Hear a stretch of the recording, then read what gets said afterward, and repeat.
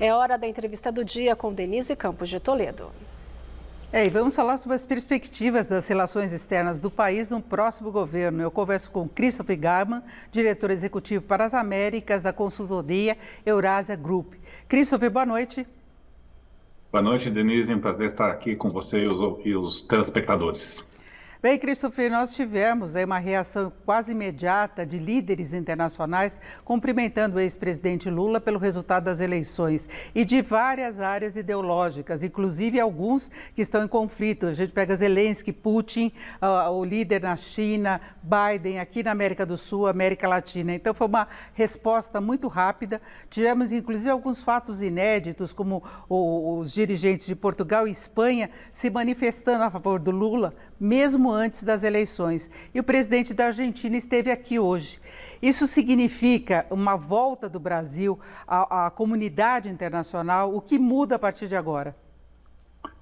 Olha, eu acho que, olhando a política externa brasileira, a vitória do ex-presidente Lula foi visto como um alívio, se a gente olhar principalmente as capitais da Europa ocidental de um lado, a Casa Branca do outro e alguns países da América Latina também, particularmente olhando a Argentina. Acho que não é nenhum segredo que o governo Bolsonaro gerou arestas em várias capitais da Europa pela má reputação da gerência do tema ambiental. Também era o grande calcanhar de Aquiles na relação do Brasil com a Casa Branca e o presidente Joe Biden. Então, a vitória do Lula acho que é visto por partes do mundo como um grande alívio, né?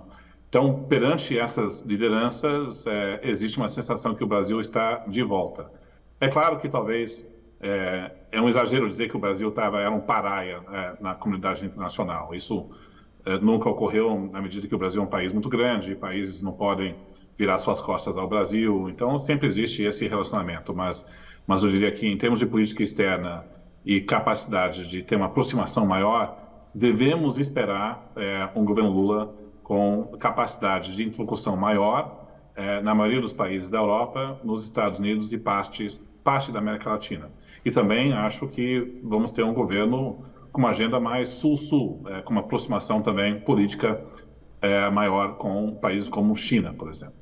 Agora, além de falar de comércio e das condições climáticas, aliás, invertendo, eles falaram muito de comércio. E aí tem Mercosul, tem negociações com a Europa, com a China, com os Estados Unidos. Por aí, como é que você vê o encaminhamento e o potencial de o Brasil atrair investimentos? Olha, aí eu diria que a resposta é uma salada mais mista, porque a gente olha o perfil do PT e pessoas que compuseram sobre governos no passado, eles têm uma visão menos de uma abertura comercial menor, né? Vamos dar dois exemplos. O Brasil assinou um acordo como fazendo parte da Mercosul, de um acordo com a União Europeia. Então, o próprio presidente Lula, assessores próximos dele, estão afirmando que eles têm o intuito de renegociar os parâmetros desse acordo, o que, se de fato for levado adiante, significa que pode haver um grande atraso na ratificação desse acordo de livre comércio importante entre a União Europeia e o Mercosul. O mesmo também sobre a possibilidade do Brasil ter uma ascensão para a OCDE. As negociações estavam bem avançadas, o governo brasileiro estava cumprindo várias das exigências.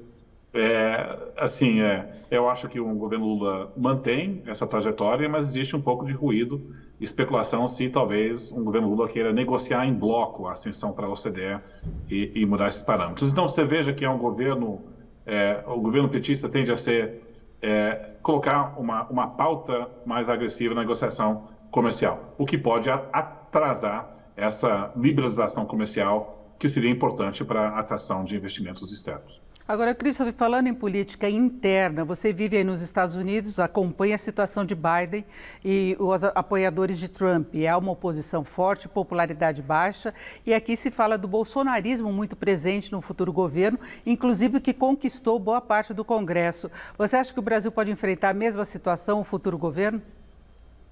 Olha, eu acho que a analogia procede. Tanto nos Estados Unidos quanto no Brasil, nós vivemos um ambiente de opinião pública de profundo desencanto contra o sistema frustrações muito grandes, um país dividido, e tanto quanto a base republicana trumpista é uma base leal, forte, não vai embora tão cedo, o mesmo pode ser dito pela base bolsonarista. Eu acho que o fenômeno desse bolsonarismo tem raízes profundas, não vai embora tão cedo, e o próprio Bolsonaro pode estar batendo nas portas, concorrendo à presidência daqui a 4 anos.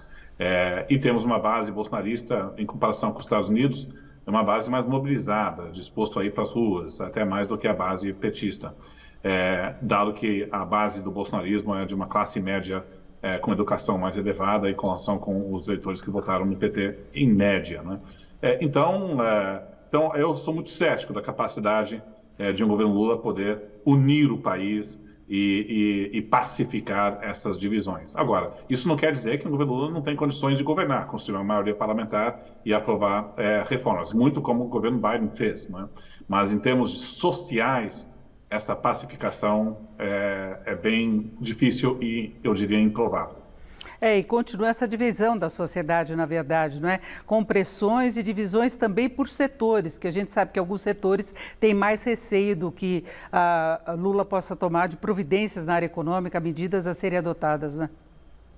Sim, sim. Evidentemente, nós temos um setor privado com um pouco mais de receio com um eventual governo Lula, não unânime, um receio maior no setor agrícola, nítido, e acho que um governo Lula tem condições de poder apaziguar essas resistências, e o setor privado, em última instância, é pragmático, né?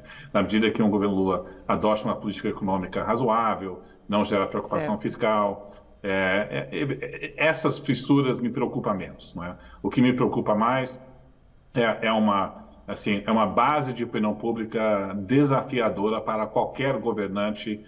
E, aliás, isso é um fenômeno que nós sabemos na América Latina inteira. Se você pega outros presidentes eleitos, eles estão com luas de mel curtas e taxas de aprovação baixas. Eu não acho que o Brasil vai fugir dessa regra. Bom, eu agradeço muito o Christopher Garman, que é diretor para as Américas da Eurasia Group. Muito obrigado, uma boa noite. Boa noite, muito obrigado. Com vocês.